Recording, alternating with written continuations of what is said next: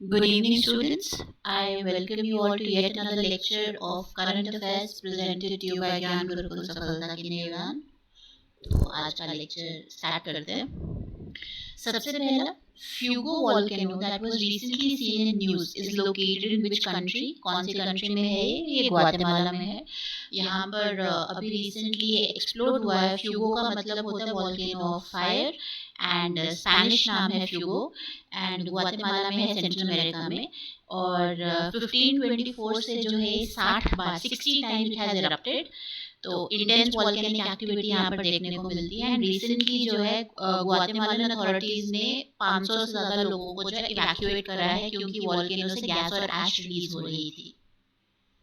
Next question, the Sustainability for All SE for All initiative was launched by which organization? तो ये United Nations ने organise करा है। And NTPC जो है नेशनल थर्मल पावर कॉर्पोरेशन, जो एक स्टेट रन एनर्जी एजेंसी है इंडिया में, उन्होंने जो है एक अग्रीमेंट साइन करा है इसी इनिशिएटिव के तहत, जहाँ पर वो अपना जो एनर्जी ट्रांजिशन का जो रोड मैप है वो डेवलप करेंगे।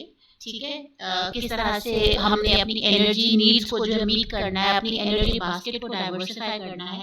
As of now Paris agreement के अंडर हमने कहा था कि हम ऑलमोस्ट 400 गीगावाट्स ऑफ पावर जो है रिन्यूएबल एनर्जी से निकालेंगे। बट अभी भी majority of our energy needs जो हैं they are basically met by fossil fuels and coal और गैस से जो है हमारी डिराइव होती है, right. Which institute has reported the first flowering and seed set of asafoetida in India? Asafoetida is the English name for हींग। तो पहला फ्लावरिंग और सीड सेट asafoetida का किस इंस्टीट्यूट ने रिपोर्ट करा है?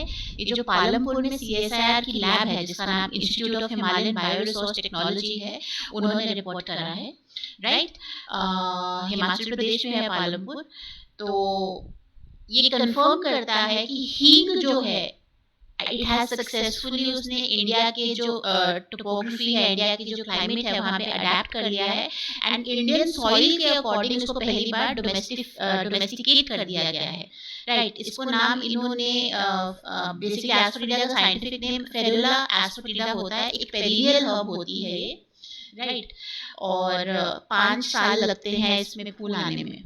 तो कोल्ड और ड्राई क्लाइमेट्स में जो है ये अच्छा ग्रो करता है। अफगानिस्तान, ईरान, सेंट्रल एशिया जो है इसके नेटिव रीजन है। पहली बार इंडिया के साथ, इंडियन क्लाइमेट और सॉइल के साथ जो है इसने अडेप्ट कर लिया है। Shri Padmanabha Swamy temple is located in which state? It is located in Kerala. यहाँ पर अभी रिसेंटली एक रिचुअल हुई है जहाँ पर टेम्पल प्योरिफिकेशन और कॉन्सेक्रेशन की सेरेमनी परफॉर्म की गई है। 270 ईयर्स पुराना टेम्पल है और लॉर्ड विष्णु का मंदिर है, ठीक है। और तिरुवनंतपुरम में है, राइट। तो ये ध्यान रखिएगा। Stratospheric aerosol injection technique was inspired by which natural phenomena? ये वॉल्केनिक इरप्शन से इंस्पायर हुआ है।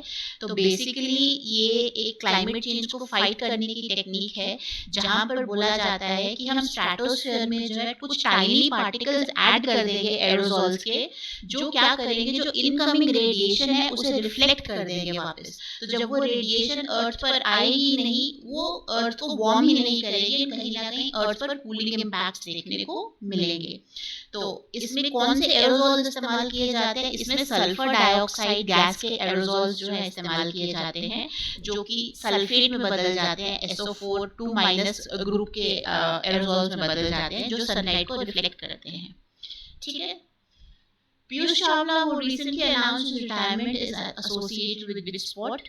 He is basically a cricketer, एक स्पिन बॉलर थे, रह चुके हैं इंडिया के लिए, और 20 साल के बाद इन्होंने अपने करियर से जो है रिटायरमेंट अनाउंस कर ली है रिसेंटली। पोसन पोया festival is celebrated in which country? Sri Lanka में मनाया जाता है। ये बेसिकली बुद्धिज्म का जो अराइवल था श्रीलंका में 2000 साल पहले, ऑलमोस्ट जो अशोका के किंग अशोक ने जो अपना जो मौर्य डायनेस्टी में अशोक थे, उन्होंने बुद्धिज्म का जो उन्होंने धर्म परिवर्तन दिया था और अपने महामाता जो है धर्म महामाता को जो है असाइन करा था, एलोकेट करा था। तो वो श्रीलंका में जो है बेसिकली ये लेकर गए थे। एंड जो मिशन किया था श्रीलंका में, that was led by Arhat Mahinda, जो कि अशोका के बेटे थे, राइट। तो पोषण फायर फेस्टिवल जो है बेसिकली उसका सेंट्रल मैसेज है अहिंसा, और लोगों को जो है पीस का, जिंदगी का और म्यूचुअल रिस्पेक्ट का जो है एक बहुत इम्पोर्टेंट जो है मैसेज देता है, ठीक है। Which Indian has received the United Nations Sasakawa Award 2025 for disaster risk reduction? तो ये मृत्युंजय महापात्रा जो हमारे डायरेक्टर जनरल है IMD के, उनको मिला है 2025 का अवार्ड। 1986 में ये अवार्ड स्टार्ट किया गया था एंड इसको सपोर्ट करने वाली निपॉन फाउंडेशन थी। निपॉन फाउंडेशन जापानीज फाउंडेशन है। 2025 की थीम थी connecting science to people, and doctor Mahapatra की बहुत ज़्यादा कॉन्ट्रीब्यूशन रही हैं स्पेसिफिकली साइक्लोन फोरकास्ट को लेकर। एंड वो फोरकास्ट किस तरह से वल्नरेबल कम्युनिटीज को एक्सेसिबल किए गए कि लोगों को टाइमली इंफॉर्मेशन मिले ताकि वो अपना जो है लॉस को मिनिमाइज कर सकें। तो उनको साइक्लोन मैन ऑफ इंडिया भी बोला जाता है। तो उन्होंने साइक्लोन से होने वाली जो डेथ्स थी उसे रिड्यूस करा है नॉर्थ इंडियन रीजन में, नॉर्थ इंडियन ओशन रीजन में। Which two countries launched the Blue Nationally Determined Contributions Challenge at the 3rd UN Conference? ये आपका फ्रांस और ब्राज़ील ने जो है लॉन्च करा है। एंड ये जो नया ग्लोबल इनिशिएटिव है, यहाँ पर बेसिकली कंट्रीज को जो है बोला जा रहा है कि वो ओशंस को, ब्लू इकोनॉमी को, ब्लू इकोसिस्टम्स को जो है सेंटर रखें अपनी क्लाइमेट स्ट्रैटेजीज के। COP30 आने वाली है ब्राज़ील में नवंबर 2025 में हेल्ड होने वाली है। तो उससे पहले बोला गया है कि ओशंस को भी सेंट्रलिटी दी जाए। हम सिर्फ लैंड पे फोकस करते हैं, एटमॉस्फेयर पे फोकस करते हैं, ओशंस पर भी फोकस किया जाए। तो ओशन से रिलेटेड, ओशन पे फोकस की गई क्लाइमेट एक्शन को ये जो है प्रमोट कर रहा है, ये जो इनिशिएटिव है। And Australia, Fiji, Mexico, Seychelles जैसी कंट्रीज जो है इन्होंने ऑलरेडी ये चैलेंज ज्वाइन कर लिया है। Which state or union territory is home to India's first e-waste recycling eco park? तो इंडिया का पहला ई-वेस्ट रिसाइकलिंग इको पार्क जो है वो दिल्ली में बनाया गया है, कोलंबी कालान में। एंड एक डेडिकेटेड फैसिलिटी है जहाँ पे साइंटिफिकली रिसाइकल किया जाएगा, डिसमेंटल किया जाएगा और इलेक्ट्रॉनिक वेस्ट से रिकवरी की जाएगी एक इन्वायरमेंटली सस्टेनेबल और सेफ मैनर में, राइट। तो दिल्ली में पहला ई-वेस्ट रिसाइकलिंग इको पार्क जो है बनाया जा रहा है। Which Indian cricketer was included in the ICC Hall of Fame in June 2025? MS Dhoni. Where will India's first underwater museum be located? ये basically महाराष्ट्र के सिंधुदुर्ग में बनाया जाएगा। What is the name of the decommissioned warship which is being turned into India's first underwater museum? तो INS गुलजार को जो है decommissioned warship है जिसको convert किया जा रहा है इस underwater museum में। When is the International Day for Dialogue Among Civilizations observed and what is its main purpose?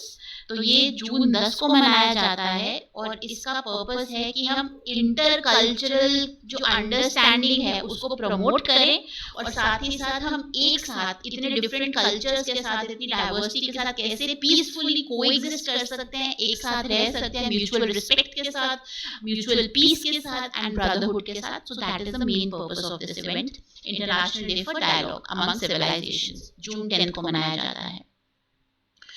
What is the main objective of NHAI's first ever asset monetization strategy for the road sector, जो जून 2025 9 जून 2025 को release की गई थी। तो NHAI की जो asset monetization strategy है road sector की, उसका मेन ऑब्जेक्टिव है to unlock value from operational highway assets and boost PPP। जो आपके ऑलरेडी हाईवे एसेट्स हैं जो ऑपरेशनलाइज हैं उनमें जो आपकी जो छुपी हुई वैल्यू है उसको अनलॉक करना और पब्लिक प्राइवेट पार्टनरशिप को बूस्ट कर देना, right. Okay, how many of the following countries are part of Central Treaty Organization? Central Treaty Organization को Middle East Treaty Organization या बगदाद पैक्ट भी बोला जाता है। ये एक नाटो की तरह, नॉर्थ अटलांटिक ट्रीटी ऑर्गेनाइजेशन की तरह एक मिलिट्री अलायंस है। कोल्ड वॉर के ड्यूरेशन, जब अमेरिका और यूएसएसआर के बीच में कोल्ड वॉर चल रहा था, उस ड्यूरेशन में फॉर्म किया गया था। फाउंडिंग मेंबर्स कौन कौन से हैं? ईरान है, इराक है, पाकिस्तान है, टर्की है एंड यूके है। तो ईरान है, इराक है, यूके है, इसके अलावा पाकिस्तान और टर्की है, यूएसए नहीं है। तो इसमें से ओनली 3 आर करेक्ट। बांग्लादेश उसका पार्ट था जब वो पाकिस्तान का पार्ट था, बट 1971 में जब बांग्लादेश इंडिपेंडेंस हुई तो सेंटो का पार्ट वो नहीं रहा। एंड 16 मार्च 1979 में इस अलायंस को, सेंटो को जो ऑफिशियली डिसमेंटल या डिसॉल्व कर दिया गया था। अभी ये ऑपरेशनल ऑर्गेनाइजेशन नहीं है। Songar drones recently seen in news were developed by which of the following countries? Songar drones जो है टर्की ने डेवलप करे हैं, ठीक है।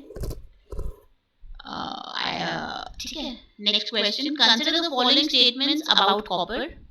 An electric vehicle uses significantly more copper than a conventional vehicle। बिल्कुल सही है, राइट। ये ईवी बैटरीज में, मोटर्स में, चार्जिंग स्टेशन में, वायरिंग में, हर जगह पर इस्तेमाल होते हैं। तो कहा जाता है कन्वेंशनल व्हीकल से 4 गुना ज्यादा जो है कॉपर का इस्तेमाल ईवी में होता है। पावर इंफ्रास्ट्रक्चर में, इलेक्ट्रॉनिक्स में, सर्किट बोर्ड्स में, मोबाइल फोन, लैपटॉप, हर जगह इस्तेमाल होता है। कंस्ट्रक्शन सेक्टर में इसका इस्तेमाल है, प्लम्बिंग में, रूफिंग में, हीटिंग सिस्टम्स में, और रिन्यूएबल एनर्जी सिस्टम्स में भी कॉपर का बहुत इंपॉर्टेंट यूज है, जहाँ पे सोलर पैनल्स और आपकी wind turbines and smart grids जो है वो कॉपर पे रिलाई करती हैं अपनी एफिशिएंसी के लिए, एनर्जी ट्रांजिशन के लिए। कॉपर चीप होता है, कॉपर मैलेबल है, कॉपर डक्टाइल है, and most importantly copper is a very good conductor of heat and electricity. So that is why copper को प्रेफर किया जाता है। The Democratic Republic of Congo, DRC, is the largest producer of copper in the world? No. Chile is the largest producer of copper in the world.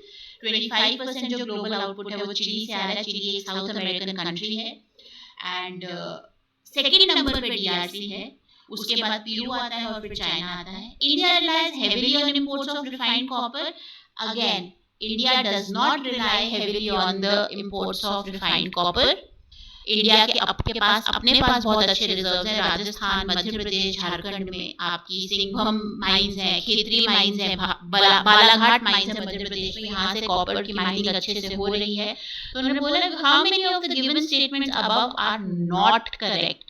तो 2 statements जो है वो not correct है, एक स्टेटमेंट बिल्कुल सही है। Consider the following statements regarding the snow leopard. Snow leopards are considered keystone and indicator species of high altitude Himalayan ecosystems. बिल्कुल सही। keystone species भी है, indicator species भी है, and एक flagship species भी है। keystone, indicator, flagship, इन तीनों के बीच का डिफरेंस मुझे कौन बताएगा? प्लीज जल्दी से कमेंट सेक्शन में लिखिए। Unlike other big cats, snow leopards cannot roar. बिल्कुल सही। It is the 7th largest big cat, और बाकी बिग कैट्स की तरह, शेर की तरह, टाइगर की तरह, लेपर्ड की तरह ये रोर नहीं कर सकते। ये हल्की हल्की आवाजें निकालते हैं, और इसी वजह से भी this is one of the reasons जिनको घोस्ट ऑफ द माउंटेन्स कहा जाता है, क्योंकि ये इजीली डिटेक्टेड नहीं है, कोई आवाज ही नहीं निकाल रहे और इतनी स्टेल्थ के साथ चल रहे हैं और एकदम से कैमोफ्लेज हो जाते हैं अपने नेचुरल एनवायरनमेंट में। बर्फ में व्हाइट कलर के होते हैं, बर्फ भी व्हाइट होती है, दिखाई ही नहीं देता है।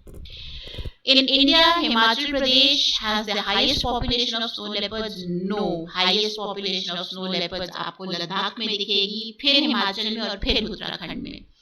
तो कितनी करेक्ट है? 1 and 2 करेक्ट है, थर्ड स्टेटमेंट गलत है। राइट। IUCN लिस्ट में वल्नरेबल हैं, साइट्स के अपेंडिक्स 1 में आते हैं, and wild life protection act 1972 के शेड्यूल 1 में लिस्टेड हैं। With reference to the group of 7, G7 के रेफरेंस में consider the following statements. The G7 was formed in response to the global financial crisis of 2008। गलत। तब G20 form हुआ था। G7 जो है 1975 में जो ऑयल क्राइसिस हुआ था उसके बाद फाउंड किया गया था। The European union is a participant in G7 summits. बिल्कुल सही। EU जो है G7 का मेंबर है, पार्ट है। India is a permanent member of G7. गलत। India is not a permanent member of G7. Occasionally guest appearance जो है इंडिया देता है, राइट। तो यहाँ पर बेसिकली आपका सेकंड स्टेटमेंट ही सही है। With reference to 13 to 30 recently seen in the news, consider the following statements. It aims to protect 30% of the world's oceans by the year 2030. बिल्कुल सही। The target is part of the Kunming Montreal Global Biodiversity Framework, बिल्कुल सही. और ये जो Kunming Montreal Global Biodiversity Framework था, it was adopted at the Conference of Parties 15 under the UNFCCC. ये गलत है, ये CBD के अंदर जो है हुआ था. तो first and second statement correct है. Kalvarayan Hills, recently seen in the news, are located in which of the following states? ये तमिलनाडु में है.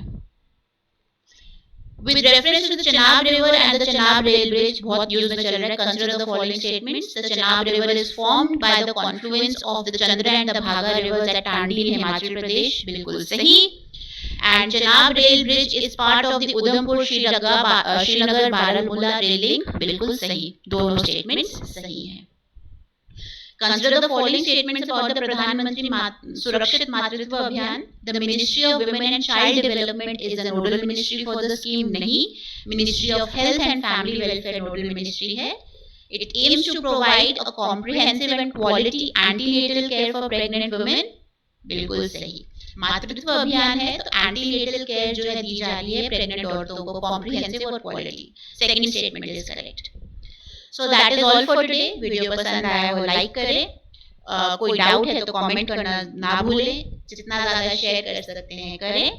एंड बेल आइकन दबाना ना भूलें. I will see you all tomorrow. Have a good evening and happy learning.